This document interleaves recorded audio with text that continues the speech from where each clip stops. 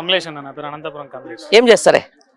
నేను నేను private job చేస్తా. At the same time TRS ఆర్గనైజేషన్లో కూడా ఉంటా. ఆర్గనైజేషన్లో ఉన్నాం, టీఆర్ఎస్ పార్టీలో ఉన్నాం. రైట్. మొత్తానికి మళ్ళీ గ్రాడ్యుయేట్స్ ఎమ్మెల్సీ ఎలక్షన్స్ రాబోతున్నాయి. వరంగల్కి సంబంధించిన అయితే ఖమ్మం, నల్గొండకు ఎట్లా ఉంది? ఈ ఊపు ఎట్లా కనపడుతున్నాను ఇక్కడ? అందరూ ఏమనుకుంటున్నారంటే జనరల్ ఎలక్షన్స్లో జరిగింది ఏంటంటే మార్పు కావాలి, కాంగ్రెస్ రావాలన్న ఉద్దేశంలో ప్రభుత్వం అక్కడ ఏర్పడదు. కానీ ప్రభుత్వం ఏర్పడిన తర్వాత సామాన్య ప్రజలు కానీ, మేధావులు కానీ, పట్టభద్రులు కానీ చాలా ఇబ్బందులు పడుతూ ఉన్నటువంటి పరిస్థితి అయితే చూస్తూ ఉన్నాం. ఎందుకు 6 నెలలకి అప్పుడే అంత ఇబ్బంది ఏమవుతుంది? 6 నెలలకి ఇబ్బంది ఏమైతుందంటే రేవంత్ రెడ్డి ఆచరణ సాధ్యం కానీ హామీలు ఇవ్వడం, దాంతో పాటు వాళ్ళ వ్యవహార శైలి, ప్రభుత్వంలో ఉన్నటువంటి పెద్దల వ్యవహార శైలి, ఇవంతా కూడా ప్రజలకి ఏం నచ్చట్లేదు. కనీసం వాళ్ళు మాట్లాడిన ఏ ఒక్క మాట మీద కూడా వాళ్ళు నిలబడకపోవడం అనేది చాలా ఇబ్బందికరమైన విషయాలు. ఎందుకు అంటే ఒక చిన్న ఎగ్జాంపుల్ చెప్తా. కడియం శ్రీహరి అనే వ్యక్తి కాంగ్రెస్ పార్టీని ఎన్ని రకాలుగా ఎదుర్కోవాలి, అసెంబ్లీలో ఎదుర్కొని కేవలం ఇలా కడియం శ్రీహరి లాంటి వ్యక్తిని కాంగ్రెస్ పార్టీలోకి తీసుకుని కాంగ్రెస్ పార్టీ మీద ఒక 5% వ్యతిరేకతను రేవంత్ రెడ్డి పెంచుకున్నాడు. బికాస్ ఆఫ్ కడియం శ్రీహరి వల్ల ఒక 5% 10% వ్యతిరేకత అనేది కాంగ్రెస్ పార్టీ మీద జనరల్ ప్రజలలో వచ్చింది. ఇట్లాంటి వాళ్ళు అదే రేవంత్ రెడ్డి ఏమన్నాడు ఎలక్షన్ల బిఫోర్, నేను ఏ పార్టీ కూడా నా పార్టీలకు రావాలన్నా రాజీనామా చేసి రావాలి, రాజీనామా చేయకపోతే మనం రాళ్ళతో కొట్టండి అని చెప్పేసి రేవంత్ రెడ్డి పిలిపించాడు. అట్లాంటి మాటలు మాట్లాడినందుకే రేవంత్ రెడ్డిని అప్పుడు ఎన్నుకున్నారు. కానీ ఇప్పుడు ఆయన కూడా మళ్ళా అవే తప్పులు చేస్తారు. ప్రజలలో వ్యతిరేకత అనేది కామన్ గా స్టార్ట్ అయింది. ఓకే, ఇప్పుడు ఎట్లా మరి ఇప్పుడు ఎమ్మెల్సీ ఎలక్షన్స్ ఎవరు గెలిచే అవకాశం ఉంది? ఎమ్మెల్సీ ఎలక్షన్స్ లలో ఎవరు గెలుస్తారంటే 100% రాకేష్ రెడ్డి గెలుస్తారు. ఎందుకు? 2015లో తీన్మార్ మల్లన్న ఓడిపోయిండు, 2019లో తీన్మార్ మల్లన్న ఓడిపోయిండు, 2015లో ఆయన ఓడించింది డాక్టర్ పల్లా రాజేశ్వర రెడ్డి గారు బీఆర్ఎస్ నుంచి, 2019లో ఆయన ఓడించింది డాక్టర్ పల్లా రాజేశ్వర రెడ్డి గారు బీఆర్ఎస్ నుంచి. ఇకపోతే ఇంకొక అభ్యర్థి గుజ్జుల ప్రేమేందర్ రెడ్డి, ఆయన కూడా మళ్ళీ 2019లో ఓడిపోయిండు, ఇప్పుడు కూడా ఓడిపోవాలి. ఎందుకు అని అంటే క్లియర్ గా ఎందుకు అని అంటే ఒక చిన్న మాట రేవంత్ రెడ్డి చెప్పిన మాట నేను గుర్తు చేస్తాను. పెద్దల సభ అంటే పెద్దరికంగా ఉండాలి, అక్కడ బ్రోకర్లు రియల్ ఎస్టేట్ చేసేటోళ్ళు ఉండొద్దు అని చెప్పేసి రేవంత్ రెడ్డి రైట్స్.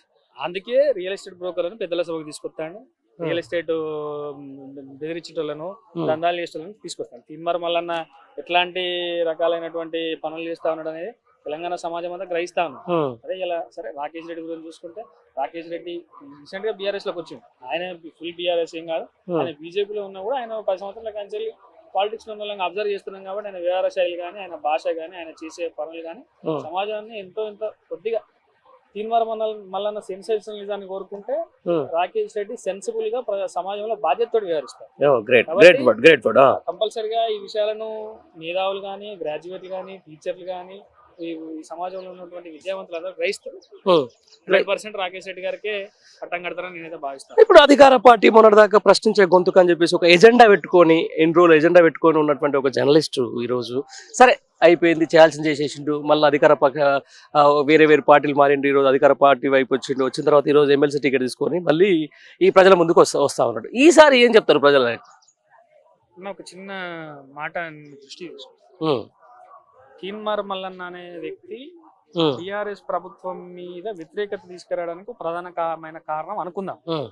దాన్ని ఎట్లా అంటే కల్వకుంట్ల చంద్రశేఖరరావు గారు, కల్వకుంట్ల తారక రామారావు గారు, కల్వకుంట్ల కవిత గారు, కల్వకుంట్ల సంతోష్ రావు గారు, హరీష్ రావు గారి కుటుంబ పాలన అన్న ఇది తీన్మార్ మల్లన్న తెలంగాణ ప్రజలందరికీ చెప్పి సరే దాన్ని వాస్తవమే అనుకుంటాం. మొన్నటికి మొన్న కాంగ్రెస్ పార్టీ చేసింది ఎంపీ ఎలక్షన్ లా గమనిస్తాం అన్న. మన దగ్గర 17 ఎంపీ స్థానాలు, 17 ఎంపీ స్థానాలలో 3 ఎంపీ స్థానాలు చూసుకున్నాం. ఎస్సీ ఎంపీ స్థానాలు పెద్దపల్లి, నాగర్ కర్నూలు, వరంగల్. పెద్దపల్లి అభ్యర్థిని చూసుకున్నాం. పెద్దపల్లి అభ్యర్థి గడ్డం వంశీ, గడ్డం వివేక్ వల్ల కొడుకు, గడ్డం వినోద్ వివేక్ వల్ల పెద్దనాన్న. ఒక కుటుంబంలో 2 ఎమ్మెల్యేలు, 1 ఎంపీ. నాగర్ కర్నూలు పోదాం, మల్లు బట్టి విక్రమార్క తమ్ముడు మల్లు రవి, ఆయన ఉప ముఖ్యమంత్రి, ఈయన ఎంపీ. ఆయనకు తెలంగాణ రాష్ట్ర ప్రభుత్వ ప్రత్యేక అధికార ప్రతినిధి ఢిల్లీలో.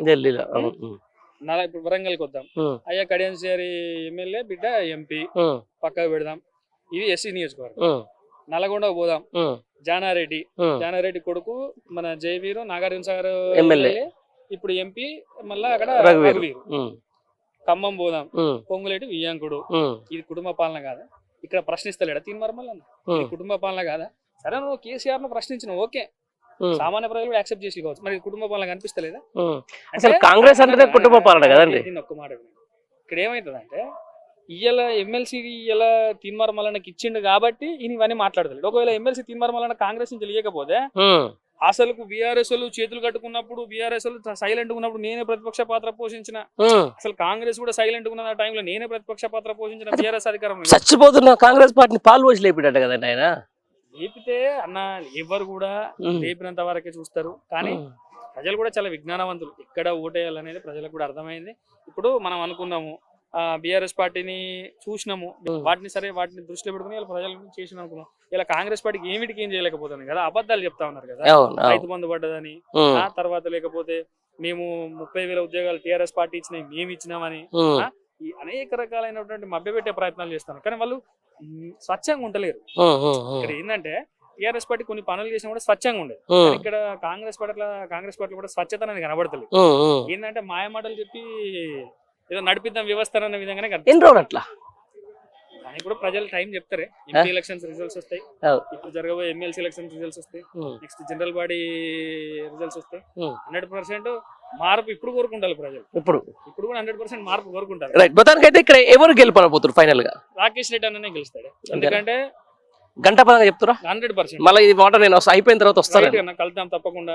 నాకున్నటువంటి అనాలిసిస్ ప్రకారం, నాకున్నటువంటి పరిచయాల ప్రకారం సెన్సేషనలిజానికి సెన్సిబిలిటీకి మధ్యలో ఓ పోటీ అనుకుంటాను నేనైతే. ఆ భాషలో తీన్మార్ మల్లన్న ఎప్పటికీ సెన్సేషనలిజం వాడట్లా విడిట్లా అన్నట్టు, కానీ రాకేష్ రెడ్డి అన్న ఒక సమస్య ప్రస్తావించిన ఒక నిర్మాణాత్మకంగా ఉంటుంది, దానికి ఏం చేయాలనేది ఒక నిర్మాణాత్మకంగా చెప్పగలుగుతాడు. కాబట్టి మేధావులు గ్రాడ్యుయేట్లు అందరూ కూడా విచక్షణ తోటి విశ్లేషించి ఓటేస్తారని నేను అనుకుంటాను. Okay brother, thank you very much. Thank you.